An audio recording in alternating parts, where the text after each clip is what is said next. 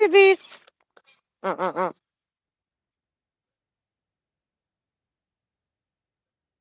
Mm-mm-mm. Ooh, is that fun? I know that pool's huge to you guys.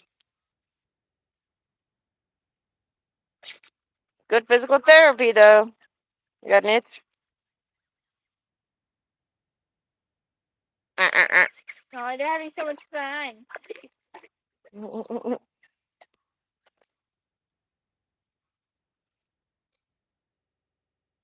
Diving and letting out a poop while you're at it.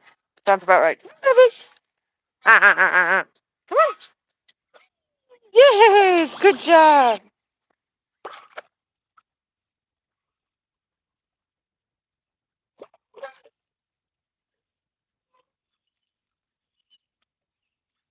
Get yourself all nice and cleaned up, guys.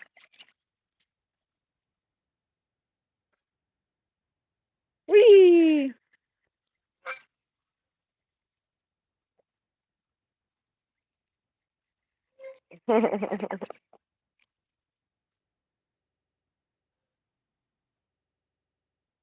Whee!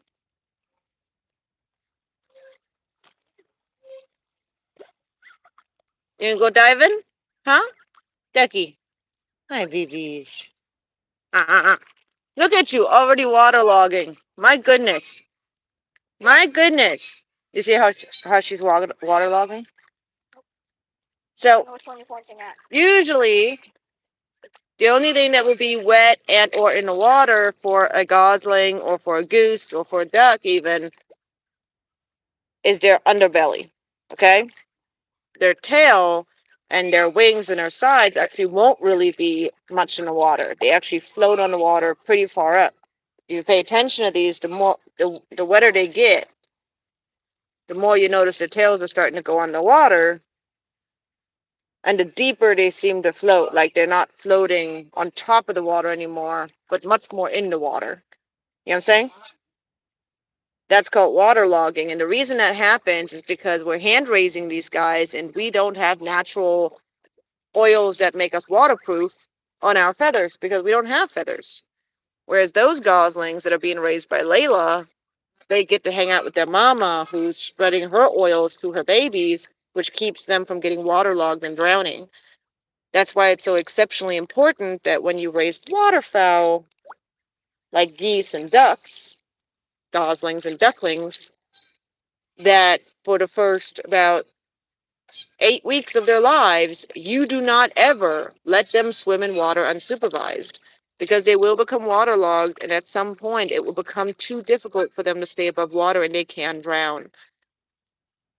A lot of people sadly don't know this and find out about this because they lose a duckling or a gosling because they gave them access to a pool thinking that they're waterfowl and that they would be fine. And it's a horrifically sad thing to find, especially when they get stuck in a pool because they don't know how to get out. Um, Even if you put in a log or something for them to get out with, it doesn't mean they're going to find it. It doesn't mean they're going to use it. Y'all would be surprised how easy it is for them to get stuck in a pool. So, important rule, never leave your ducklings and goslings in the water unsupervised because they will become waterlogged.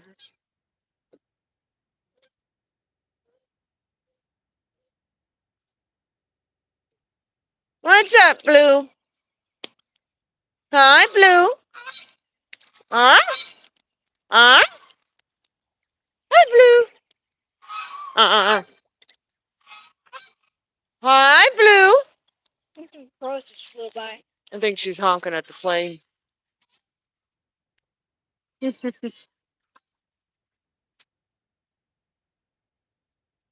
For anybody wondering that might have stopped in, yes, I legally own Canada geese. Yes, you can own Canada geese legally in the US. No, these are not wild birds. We have Canada geese that live in the wild, and we have legal Canada goose breeders who have established captive bloodlines where we as citizens can purchase one of these animals and then own them as a pet or as our own breeder. Now, you must make sure that they carry a state and federal permit before purchasing from someone. It's our responsibility to do so. In the U.S., we do not have innocence by ignorance. So you must make sure that the animal is being legally bred, that you're following all the rules for your state, and that you get the proper documentations and paperwork along with your gosling or goslings or with your goose or gander. And then if you decide that you want to breed Canada geese or become a Canada goose breeder, you must contact Fish and Games, your wildlife um, people in your state, and then you must get the proper state permits to be allowed to breed them, which will make you suspect to surprise visitations, surprise checks, unannounced. They have the right to come check you unannounced several times a year. Um, and you must meet certain standards, like for an example, the animals must live in certain conditions. Um, your animals must be marked, pinioned, or toe clipped, or flipper punched. Those are all just different things that people will do to permanently mark the animal, or they must wear a bracelet. And I have heard that there are some variants between different states. But the main thing is that if you want to become a breeder, is that you must get in contact with your state and try and learn the law yourself, because a lot of people are not familiar with this law that you can own Canada geese. Y'all would not believe how often people have accused me of lying, of not knowing what I'm talking about. Even people who know these areas, people who are rehabbers and such, because they're going based on the law that is specifically about wild Canada geese. Just because I legally own Canada geese does not mean I can legally adopt an orphaned Canada goose from the wild. Come on, babies. Come on. Get you out. Come on. You're okay. There you go. I think you got the wrong one. No, I didn't get them all out. Come here, Goofy. I know you don't wanna. I know you don't wanna. Come on. Thank you, Boots. Come on, babies. Come on. No, I don't wanna. I don't wanna get out of the tub. First, you don't wanna get in, then you don't wanna get out. They're literally like human toddlers. Right in the eye. Oh, careful. Big birds. Why Now my legs are all wet. am I not surprised? That little baby becomes Hi, Mischief. little fatty. I know, right? Layla's raising them well. Good job, Layla. Anyways, yeah, so like I said, a lot of rehabbers have gotten upset with me over time. Some of them are not familiar with it because they're newer. Some of them just never really deal with that stuff because it's not common. It's not a common thing. It's not commonly applied. And usually when you deal with Canada geese, you're dealing with orphans or injured or abandoned or foundlings, or what people believe to be a foundling or an abandoned orphaned or abandoned nest, which often aren't, sadly. They are rescuing, quote unquote, an animal that it does not need to be rescued, or eggs, or a baby that doesn't need to be rescued. But those are well intended, and things like that are going to happen, you know. Actually, they happen a lot. But yeah, so when it comes to the wild Canada geese, you can only have a wild Canada goose if you're what? Boots. Like from the wild. Rehabilitator? If you're rehabilitating the animal, and if you can't rehabilitate it, who's the only person who could keep it going forward? A person who can take care of it. No, not a person who can take care of it, because that could be anybody. There's a special license you can have to be allowed to have wild animals. No, Layla. You are not allowed to poke at my babies, Layla.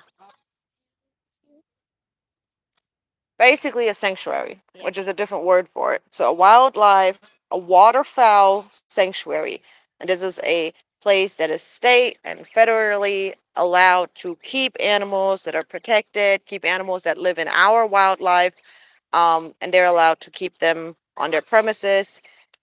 and allow them to live out the rest of their life. If you're curious what a waterfowl sanctuary is, you can look up the Carolina Waterfowl Rescue. Um, they're in North Carolina. They're amazing. They've done a lot of prosthetics for birds, like prosthetic beaks. Absolutely breathtakingly amazing. I actually turned over from Texas. They made sure to arrange pickup and transportation for a goose that had its beak completely broken off, top and bottom. It still had its tongue and it had a broken wing, and it was found at a local pond. It was a domestic goose breed, and they still accepted it and arranged transport for it all the way from Texas to North Carolina. Um, and the reason why I looked outside of the state and sent that goose there was because I knew that they had somebody who specialized in, well, who had a lot of experience with prosthetic beaks. And not having their beak is a huge handicap. That's like us not having any limbs at all, like at all, and not having any help. Like survival would be basically impossible. Um, like it's like the fact that she couldn't fly and the fact that she didn't have a beak, and the beak is a huge part of their grooming and keeping clean. As you can see, these goslings are using their beaks to kind of nip and work on their feathers.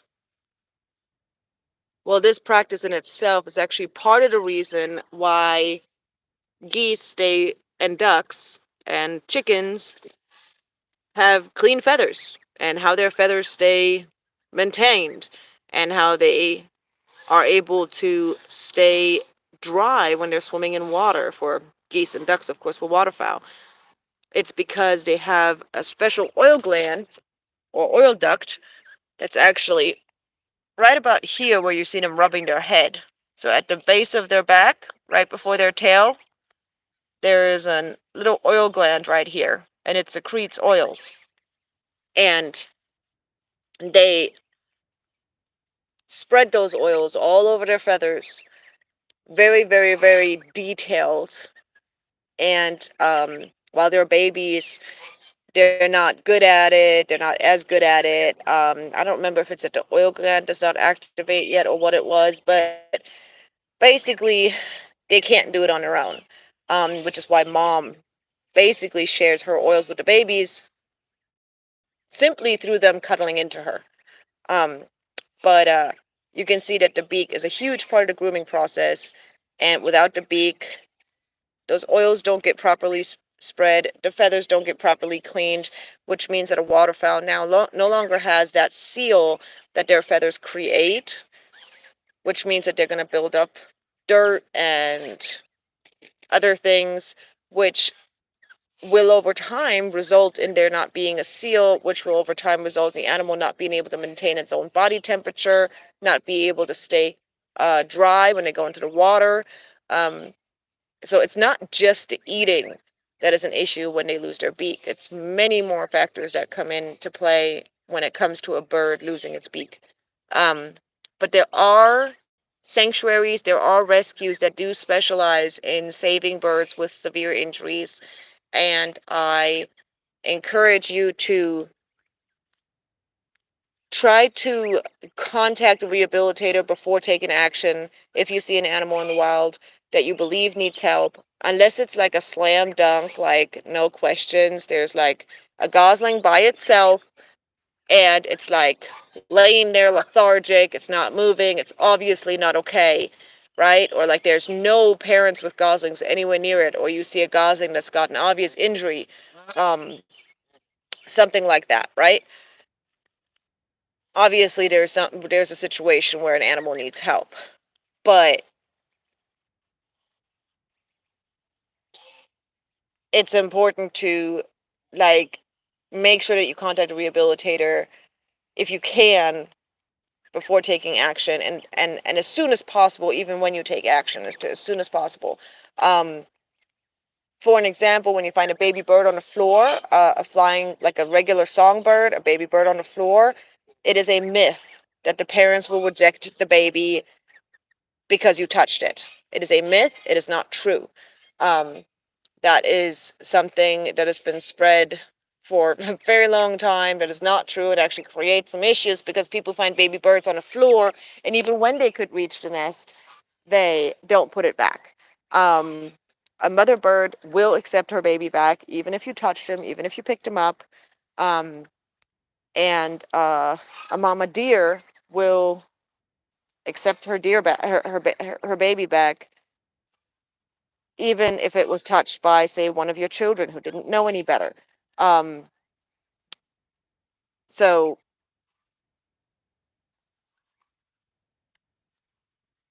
whatever kind of animals live in your area, I always encourage people to maybe look into it a little bit and be like, hey, like, I have a lot of birds nesting in my area. What happens if I find a baby bird on the floor? Or, hey, I have a lot of geese nesting in my area.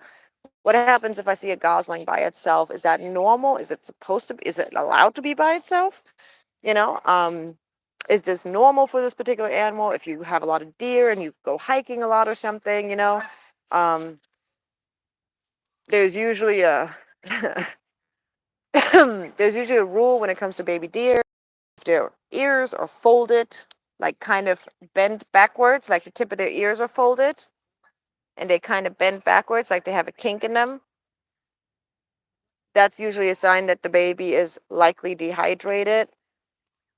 But keep in mind, the baby deers are actually hidden away and kept hidden for the majority of the day, every single day, and the mother returns regularly to take care of them.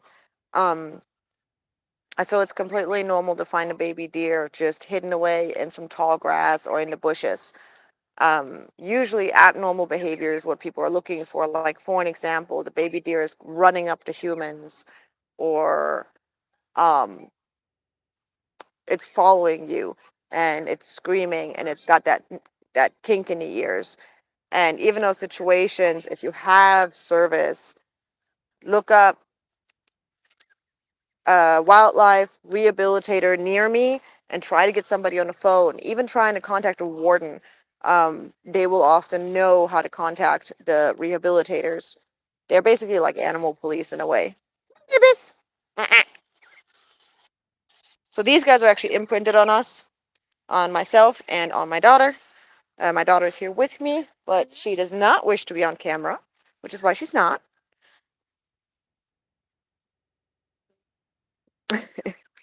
Anyways, I wanted to make a quick video, give you guys some info. It's not a very long one. Yeah, 20 minutes. Probably the shortest I've made in a long time, eh? Shortest I've gone online in a while. Anyway, I gotta finish up lockup here and get all of these goofy butts to go back inside where they belong. Guys, it's bedtime. Hello? Excuse me. Excuse me? Sorry. Pretty bird? I know you're a dad now, but it would be great if you could take the ladies and take them inside. No? Okay. All right. I'll get them their water ready because God knows they'll ask for it. So, but yeah, I gotta finish up lockup. I got a very, very, very come on, babies! Don't fall behind. Good job. I've got a very, very early appointment, so I'm barely gonna be getting any sleep tonight. So I gotta get everything done so I can try and get a little bit of sleep. Hopefully. Anyway, these little guys are what, like 3 weeks old now? How long have they been with us now? For about 2 weeks? Yeah, 2 weeks small. Picked them up 2 weeks ago on Wednesday. Yep. So, and they were born, they hatched a Thursday prior. Yeah, so they're about 3 weeks old now. They grow so fast, guys. By the time they're 9 or 10 weeks old, these guys will basically look like the adult pandas. Like that one right there. Look at that. Within the next couple of weeks, they'll look just like that. Well, almost. They'll be harder to distinguish between the two. They'll still have some of their baby fluff left, but a lot of their feathers will have come in. Their cheek patch will have come in. Um, and most of that fluff will be gone, and most of their feathers will have come in. Honey, it's a June bug. Uh. Come on, Goofies. I know. Come on. I know, right? They are so cute. Hi, hon. How you doing? Kiwi and friends. Talking to you. Hope you're doing well. Hope your babies are all doing good. Come on, babies.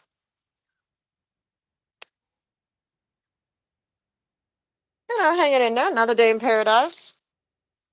A little bit stressed. We've had a lot going on. We have internet outage. Apparently, like the internet pole near our house that like supplies us our internet was like broken or something, and just fun stuff.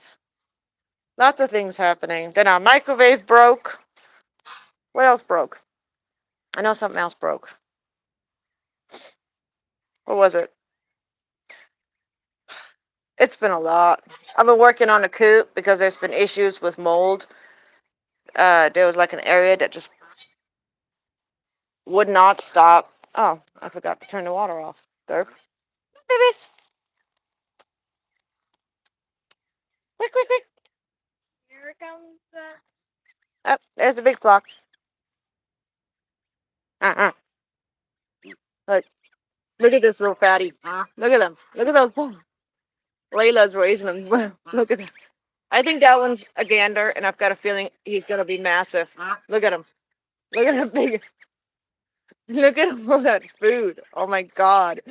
Anybody worried? Don't worry. The goslings are not deformed. That is completely normal. Oh yeah.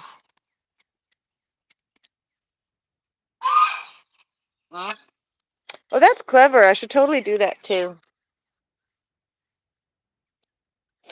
I always end up going live because I didn't get around to actually like recording.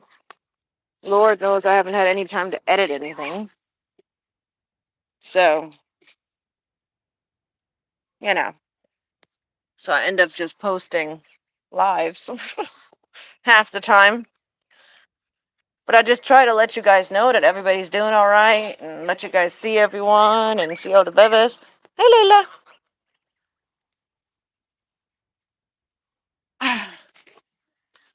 Pretty Bird is, as always, on high alert. This is how he walks around 99% of the day.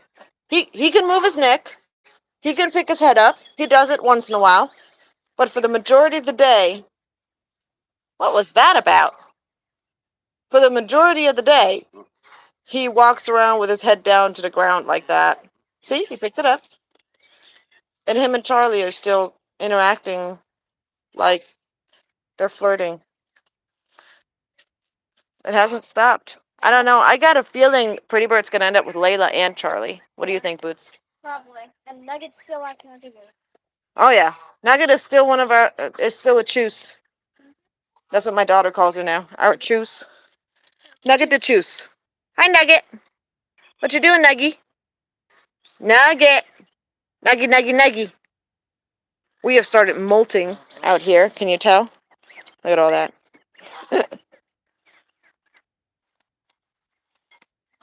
Oh yeah. He's just like on constant guard. Watch. Hi, buddy. Can you put your head up? Can you put your head up? Can you put no? Put up. Put your head up. See, I've reactivated him. That's just what he does all day. He just walks around with the goslings all day long like this. He takes it so serious, and it cracks me up. Like he's so happy that he's finally a daddy, but he's so hyper focused on. I feel like he's trying so hard to look scary, like that he's like a guy that's puffing out his chest to like. That's random. I just found it on the ground. uh, guys, my daughter just found this random bone on the ground. Isn't that strange? It's not from my animals. Doesn't look hollow to me.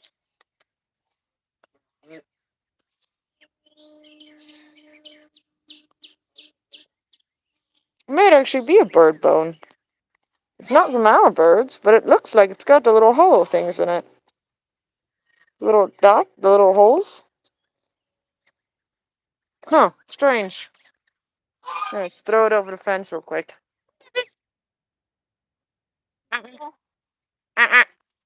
No, it's not on.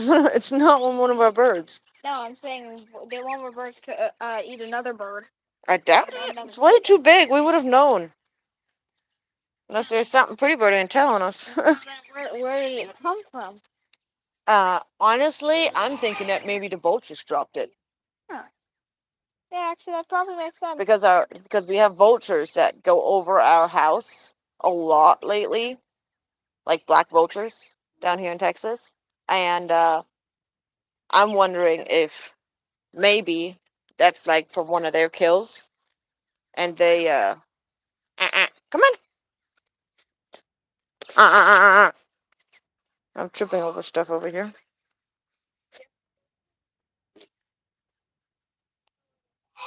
Yeah, come on, babies. Or it's something the cats found. Simba might have carried it over here. Just for no reason? It's just strange because it looks like a pretty large bird bone, like something you would get from a goose or a chicken. And none of our geese or chickens have died. Like, nothing's decaying over here. Nothing's dead. None of our animals have died, so. It did not shed a weirdo. Come on, babies. Come on. Come on. Ah. Ah. Hey. Ah. Yeah, Goofy. Don't fall behind. What are you doing? Alright, we gotta grab the other bowl and then put the water in, and then hopefully everyone will listen for a change. Whoa! I thought I almost stepped on one. See? He does it nonstop. See? And Charlie's always with him still. And he does little tiny nips at her and stuff once in a blue moon. I swear he's gonna get his head pooped on at some point. Probably already happened. Hey, Simba. Yeah. But yeah, Layla's turned out to be a great mom. Simba's still behaving. Hey, Simba. Did you take that bone over there? Good job, buddy. Good job rerouting your path. Good job. Good job.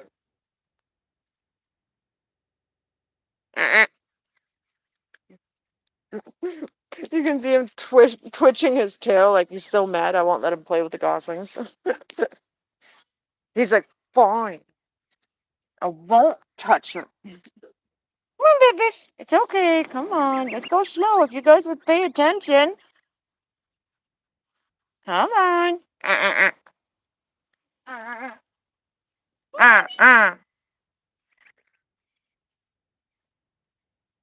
Everybody here? Okay.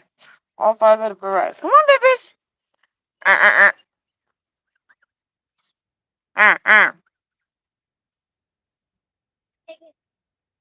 Come on. Sorry, y'all are sideways. I'm carrying a bucket at the water thingy. Okay. I'm gonna walk forward now. Hurry up.